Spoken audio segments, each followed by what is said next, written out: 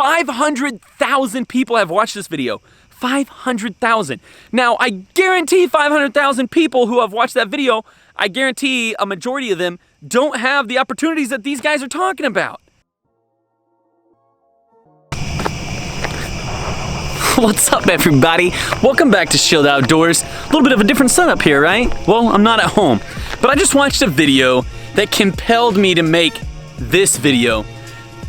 I watched a video that talked about what most hunters don't realize about hunting or something like that. Now, I'm not gonna name the channel that posted it or the celebrity hunters that were involved in the video, because I'm not gonna talk bad about them, because here's the thing, they are professionals. But here's my problem with that video. That video is unrealistic, and they put this information out there, and a lot of new hunters or inexperienced hunters, and sometimes even experienced hunters, they look into those videos and they say, oh man, that's what I gotta do.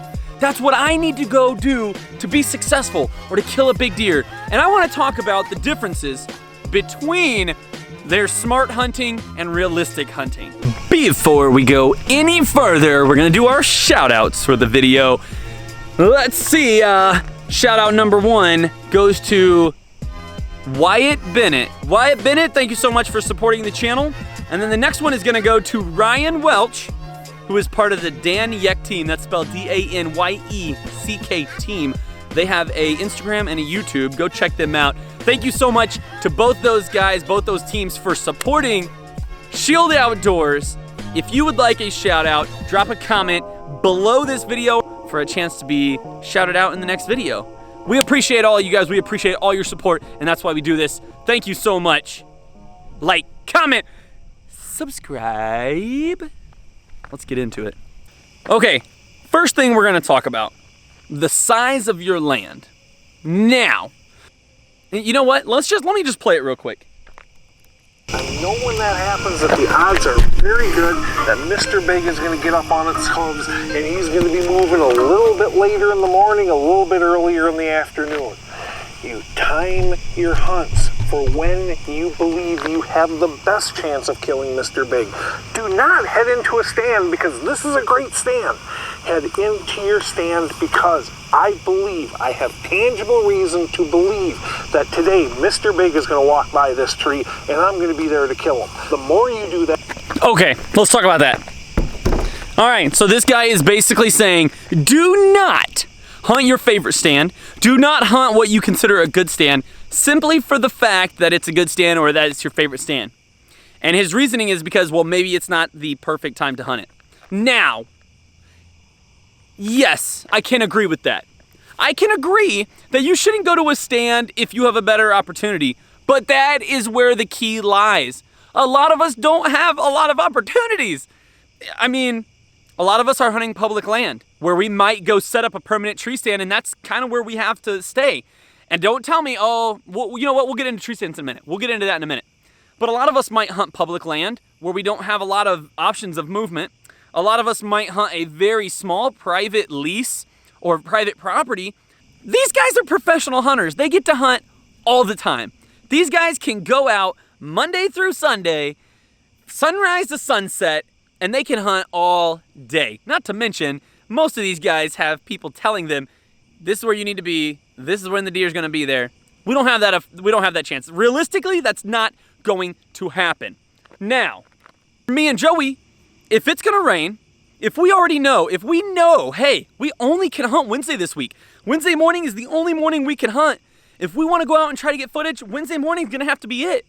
And then it's gonna be like a torrential downpour. Out, you know, we're gonna get into an enclosed blind.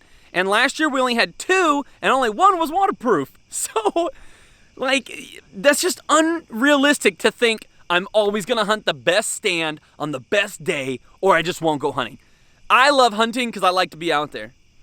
It's, you know, I just can't follow that logic of smart hunting. Now, let's move on to tree stands. So another thing they talk about, oh yeah, you gotta have the lightest, most versatile hang-on stand or climber that you can buy. Okay, again, money. Not all of us can afford the best stand out there. Second off, maybe, again, with the small property, what if you only have 2 acres to hunt? You have you know, you went and knocked on a door. The guy said, yeah, I only have 2 acres, but it's surrounded by other private land that people deer hunt. You say, cool. You get out there, you find a rub line, you get set up. You don't have anywhere else to go. If you sit here and watch this guy's video, you're gonna feel so drained. You're gonna be like, well, can't hunt here. You know, the wind's not right, or you know, the moon's not right, or the grass is too green. If you love hunting, get out there and go hunting. If you only have 1 day of the week off, go out and hunt. Do it. If you're telling me how to hunt certain wind, if you're telling me how to hunt a certain terrain, or if you're telling me how to hunt certain thermals, you know, how like the way that the air naturally moves in and out of hillsides. If you're teaching me how to read deer behavior, yes, I like that. That's good. That's good stuff. That's quality video. You ever known somebody who goes out on their first day deer hunting and they're like literally they're given a rifle that's sighted in, hey, go sit in this stand, and if you see a deer, kill it, and they kill the biggest deer of the year. They kill the biggest deer in your hunting group, and everybody's like, oh, beginner's luck, or you know, what have you. You know, there's some truth to this simplicity. People go out and kill big deer all the time. You can be very simple-minded about deer hunting. It's okay. Everything doesn't have to be so crazy. You don't have to be the smartest hunter. You don't have to be the most expensive hunter. You don't have to be the most wealthy guy out there. Long story short, here's what this video is getting at, guys. Hunt however you want to hunt. If you want to go out and spend a bunch of money, do it. If you want to go out and be a budget hunter, do it. Just go out there, get the experience for yourself. It kills me in these groups where people are like, oh, is this deer old enough? Is this deer young enough? Is this deer healthy enough? Would you guys kill this deer? How many points is this deer? What would this score next year? Guys, just go out and have fun. Go hunting. Take the equipment you have or go buy some new. I don't care. You shouldn't either. Go out and do it. I've said this in a lot of my videos. Whatever it is that you're gonna do today, do it to the best of your abilities. Now let's apply that to your hunting. Whatever you're gonna go hunting for, do it to the best of your abilities. Now I'm not telling you to do it to the best of your wallet. I'm not telling you to do it to the best of what the pros say to do.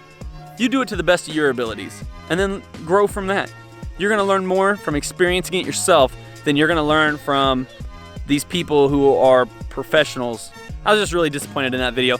That's all I got, guys. That's it. Thank you so much for watching. I really appreciate every single one of you.